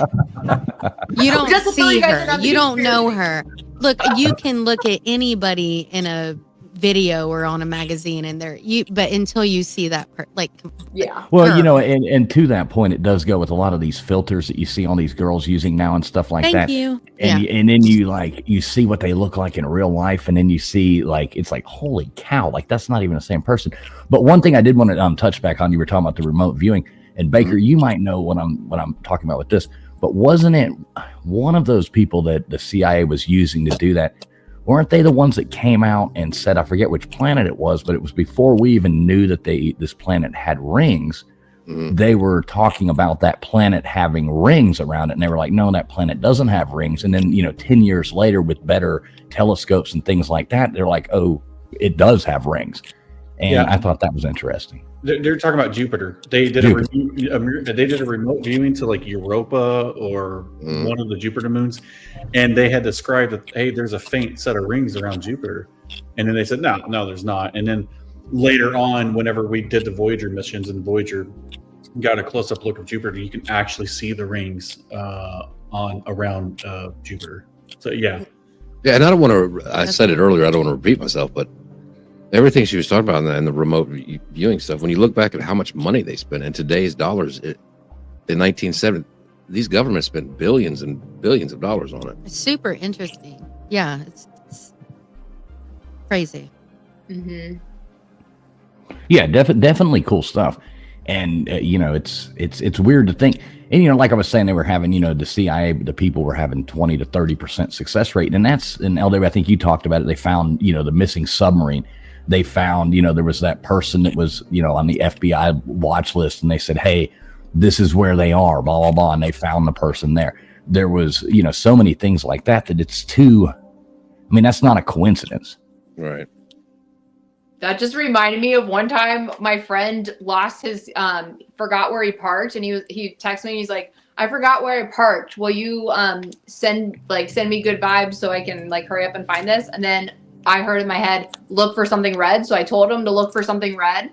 So he said he followed a lady in a red dress, and then he found his car parked next to a red car.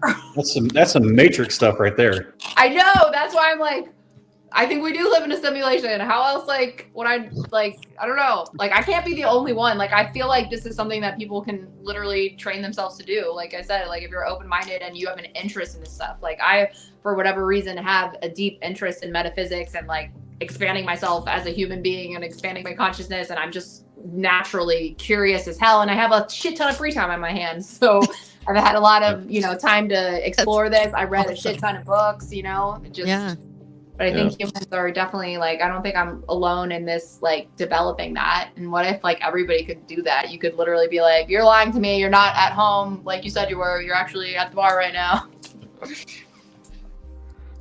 Yeah, man.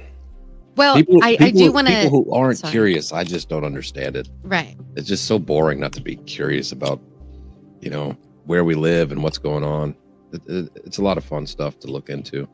Mm-hmm. Well, I was talking to my husband about this and talking about LSD and how governments use this and as psychological, and it's so interesting and it's scary at the same time, all this stuff. But it really happened. Please, they used LSD, use that stuff for. Well, and this might go into the MK Ultra stuff, but wasn't the CIA experimenting with DMT? And DMT was actually opening up people's minds, like what you're saying in that way. Because I saw, and don't quote me on where I read this, because it might have been a late night. Who knows what the hell I was doing? and I think I read somewhere that they did a study in California where they brought in all of these participants. That they were brought in at separate times. They never saw each other. They don't know who they were. They were brought into separate departments of these. They were basically quadrated off into different areas of this building. Had no idea they are even the only other people here, right? So let's say there was 10 people. All 10 people never saw each other come in or leave or anything. No interaction. And then they took small doses of DMT And then they went on this astral projection of seeing these. It's like the veil was lifted, and then all of these people all experienced the same thing, and even seeing each other there. And when they all left, they all described everybody that was there and exactly what they were wearing and exactly what they were doing. Everybody experienced the exact same thing. Absolutely. I That's want to called say good drugs.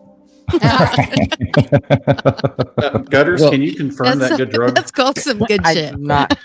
You can't confirm that? Okay. No, not All right, that anyway, one. just saying. What is I think- DMT? What is DMT? When you give somebody and they don't know they're taking it, like LSD, they're going to be Okay. freaked out. They're going to see the worst thing ever, No, like whatever they're afraid of. Like, Yeah. if you're afraid of clowns and you take LSD, you're going to see like you're going to be freaked out. It's all different stuff. But what he's talking about, I've heard a bunch of people say that they've sat there, they've taken it together and experienced the same thing. They saw the same thing. It's really interesting stuff. I think even That is interesting. Joe Rogan and Eddie Bravo talked about that. They did it together and they You saw know, I love everything. me some Joe. You know. Yeah, They- Graham Hancock. He's another one. He talks about that too. And I'd be scared to do it, but Yeah. What's Well, DMT though? What's that stand for? Oh god, I can't pronounce the actual word, but it's basically a drug it naturally occurs in people. I've never and even heard of It's that. in What is- chat right there. Highlight that. which one? Technos. Let me see. Sorry, I was in the Technos. I have never heard of that. DMT or N,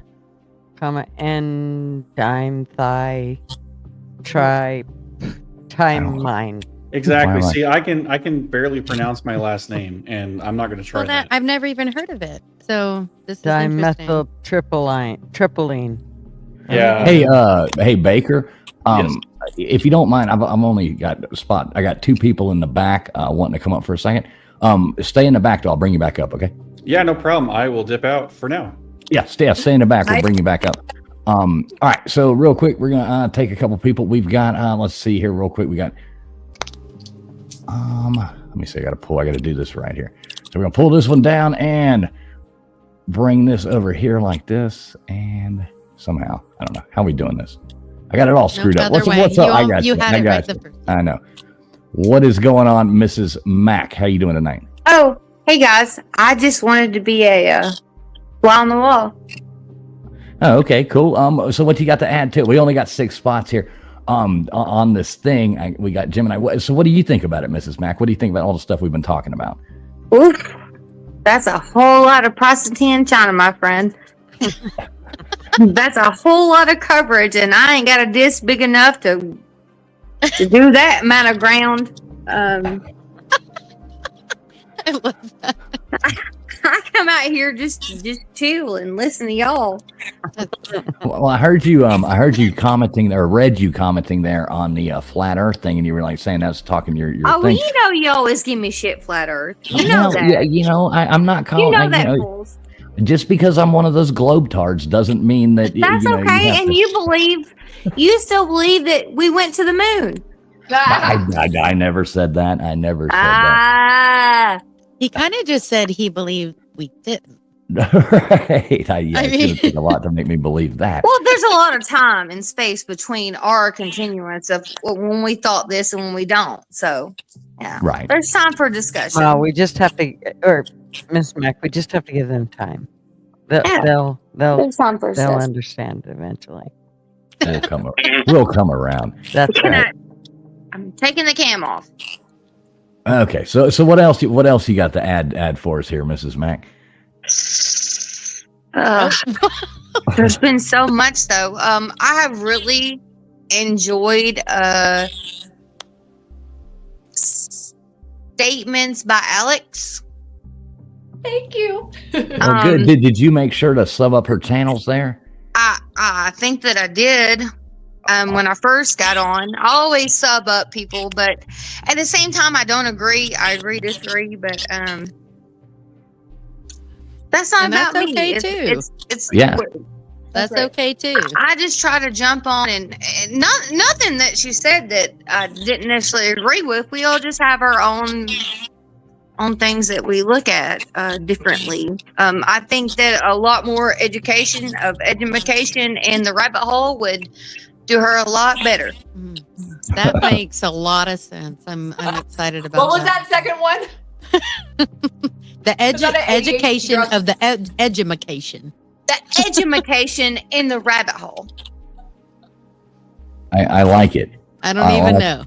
Well, Mrs. Mack, you got anything else to bring up? I got to bring a bad Gemini up. We got to wrap Nah, this you up. bring them up. I just wanted to holler at y'all's. I didn't even Aw. really want to say anything, but I know you got other brothers wanting to come up, and I love you guys, and I'm listening, and we're always listening, and keep doing what you're doing, fools.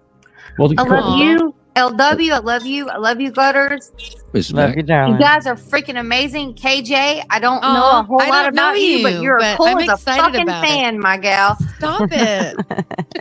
Um, all right, love you more, Mrs. Mack. Love you more. We always do appreciate yeah, you being I'm around. dropping off. Bye, girl.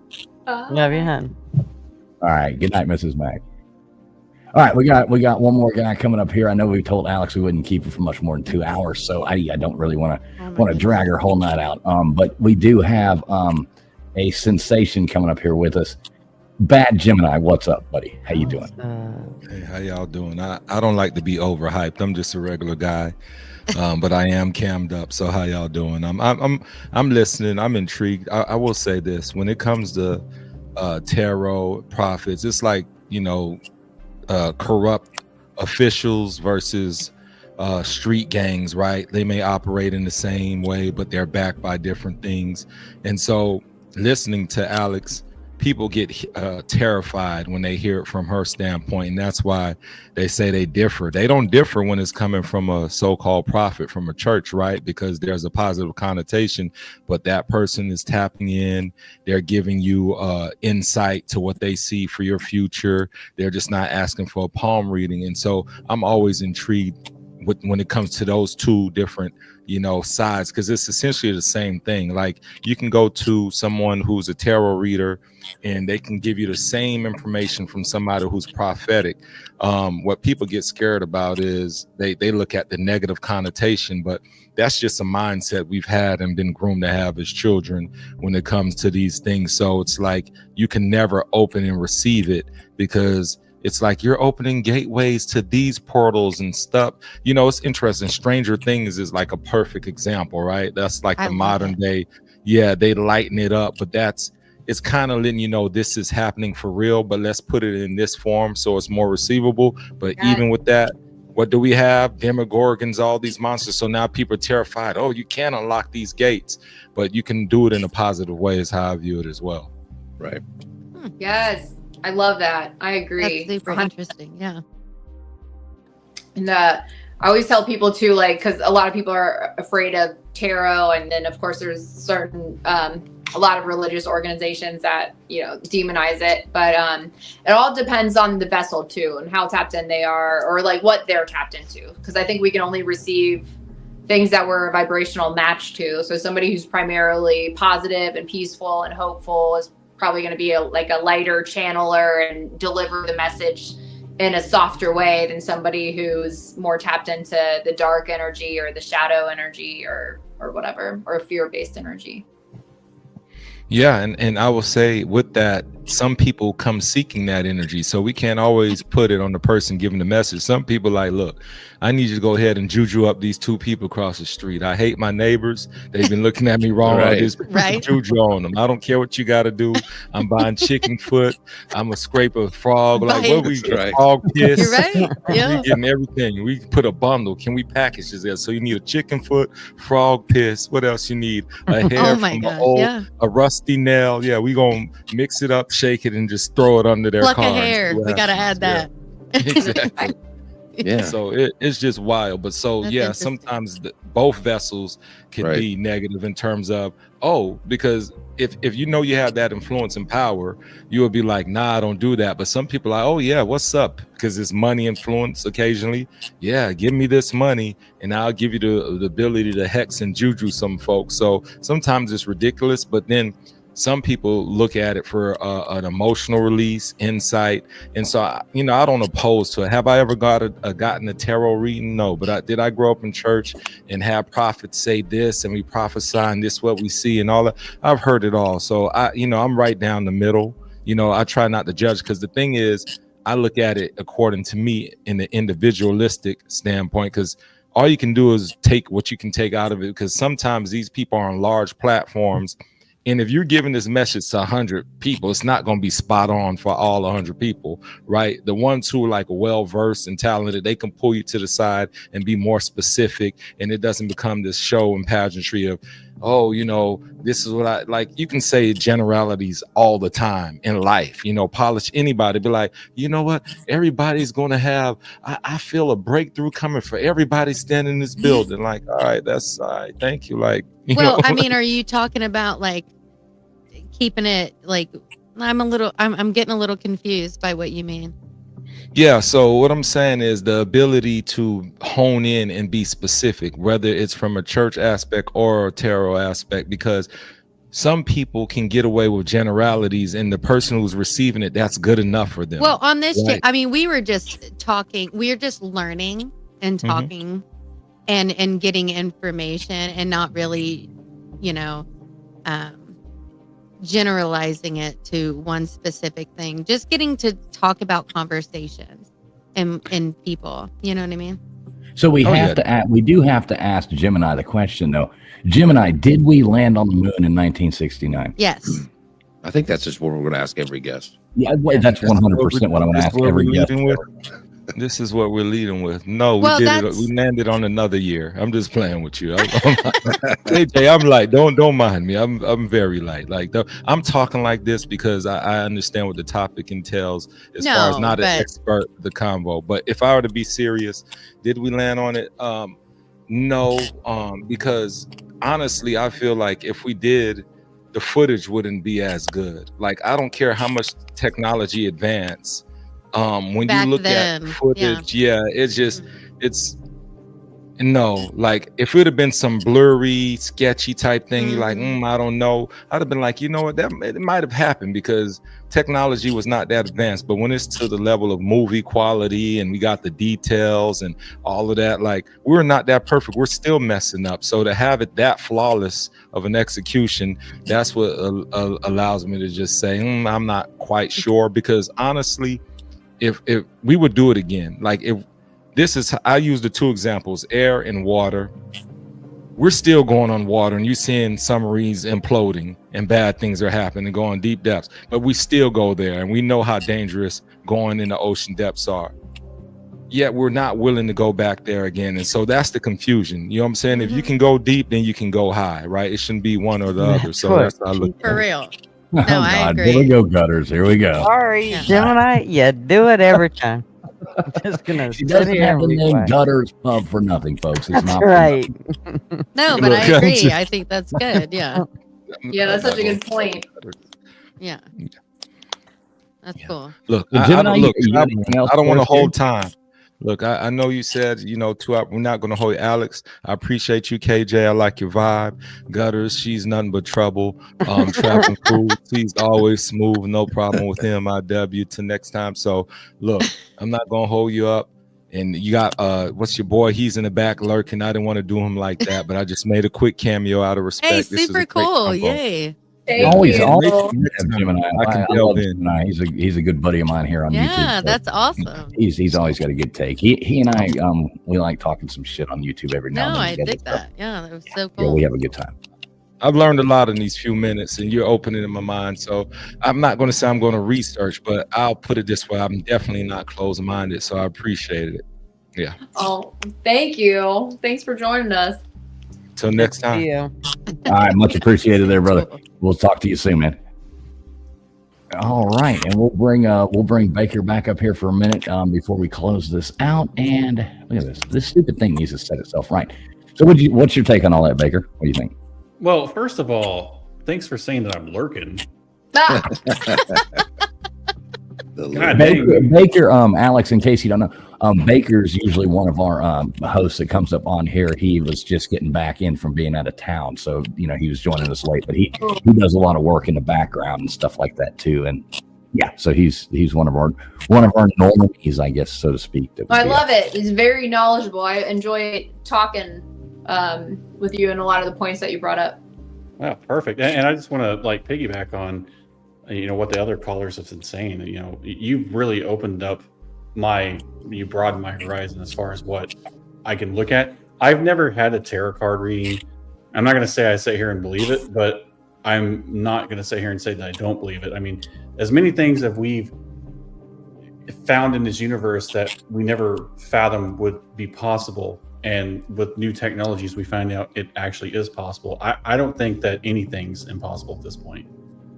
So definitely, I'm definitely taking this this whole conversation. I've definitely taken it a different way, just because I've never really thought of it the way that you put it earlier. So yeah. Thank you. That means a lot to me. All right. Well, on that note, anybody have any wrapping up thoughts they want to talk about? And we're going to end it with Alex. With bringing up some stuff with you and what you're doing. I want to make sure that everybody does know about those. But LW, Gutters, KJ, Baker, any of you guys got any last words you want to hit on with any of this? Or this was super interesting. I appreciate you coming on, Alex. There's a lot of, I love people who are open-minded and love to talk about these things. And really appreciate you coming on. It was fun, a lot of fun. Yeah, Thank it was great you. having you. Oh, thank you guys so much. I had a blast. Make sure you guys all sub up to Alex and her channel. It should roll up here any second. Yeah, did you make sure Gutters to drop her link before we get out of there on your side, and LW maybe you do the same if that's possible? Oh yeah. Into your things. I know there's people watching over at Gutters, and we appreciate everybody being over there. There's people on LW's watching, people on X. We're gonna give Alex the mic here at the end so she can at least explain to you guys where she is, how to find her, all that kind of jazz. So Alex, the floor is yours. Well, let me say one thing, please, Okay. real quick. Okay. Because I loved listening to you. I thought it was super cool. I hate that I missed so much of it. I didn't even get to listen to your videos, so I'm gonna go check it out. And yeah, super cool to meet you. Yeah. Well, thank you. So nice to meet all you guys. I had a blast. I had so much fun, and I just love having these conversations. And thanks for dealing with my wacky open-mindedness. I know I'm all over the place, and I talk in circles a little bit with the ADHD, but You're great. You're great. I feel like everything just reminds me of everything. But yeah, I can be found on Instagram at Statements by Alex, and also the Starletta Show for my podcast on Instagram. And then if you're an animal lover, I just started a nonprofit animal sanctuary, and I do have an Instagram. I'm not super active on it yet because right now we're in the process of building Statements by Alex so we can fund it. So that's what I'm hoping to fund it through, so we don't have to rely only on donations.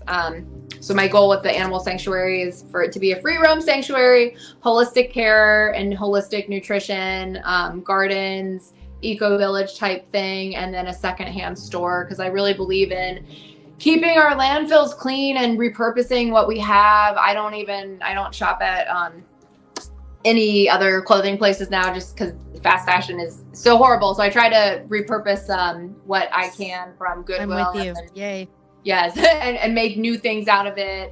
I do custom work. I don't think I mentioned I'm a clothing designer too. So I do clothing design. I do jewelry design. I make custom jewelry. Most of the stuff I make is custom. And then I also do human design, tarot readings, remote viewing tarot readings, which are a little more in-depth than just reading cards, and then astrology. And I'm very much into astrology and in-depth astrology readings. I do transits and progressions, which not that's more of like an advanced astrology thing, but you can find out so much from your life. You can look at the cycles and predict timing and stuff, and it just helps people find clarity, especially if you're going through like a dark night of the soul. I think astrology helps us understand why we are going through it and what we can learn from it. So anyways, I'm very passionate about doing all that. And you can, if you're interested in booking a reading or anything or working one-on-one, I take my bookings through DM on Instagram or TikTok. I also have a TikTok, Statements by Alex. And then my Starletta is also on TikTok if you're into comedy conspiracy, and that's Starletta's World. And then I have a YouTube channel, Statements by Alex, and then also another YouTube channel, the Starletta Show. So I'm most active on Statements by Alex right now. And yeah, just trying to continue to do readings and sell jewelry and clothing to support my ultimate goal of opening the sanctuary. I've got 4 rescue dogs now, so hopefully I can rescue more in the future, and that is the ultimate goal. So thank you all so much for tuning in. I loved being here. Yeah, it's been awesome. And let me just add, all her links, I did put that in the description of the video. So the links to all her social media stuff and all that is in the description of the video below. So it's easy to find. Just go down there and click those links. Anybody else got any last words they want to say before we bolt out of here? No, just thank you so much. So cool. I love meeting new people. Oh, me too. Thank you. I think we need to have welcome. I think we need to have a part 2 at some point in the future if you're up for it. I'm totally down. Heck yeah. Yeah, we would love to have you back on with us. It's been very interesting. I do want to say before we go, thank you, Mrs. Mack, for the super chat there. Once again, really do appreciate that. And also do want to say out there to Yoda T coming in and Rita coming in the Cash Apps. Very much appreciated to all of y'all. Really appreciate that. It's fan support, things like that let us keep doing this and keep, able to come on here and run all these programs, do all this stuff. Make sure you tune in Sunday night at 10 o'clock Eastern Standard Time for Trivia Night. We got Trivia Night coming up Sunday night. Make sure you be there. Gutters, you doing your thing on Tuesday night as always. LW, you going live anytime soon? I'll probably go live tomorrow night. All right, there you go. And check out LW's. Go over there and go live over there. Hang out with him. I'll probably join that stream as well, and I'm sure Gutters will be there too. Alex, you're always welcome to come over for things like that too. I know you're not much of a late night person, but you're always welcome to join in on any kind of fun we're having over here. And we want to say thank you so much for coming on. It's been a load of fun. We hope everybody enjoyed it. Hang out for 2 seconds. We're going to wrap this thing up, go out the same way we came back in, and everybody hang out for 2 seconds. And so we'll be right back.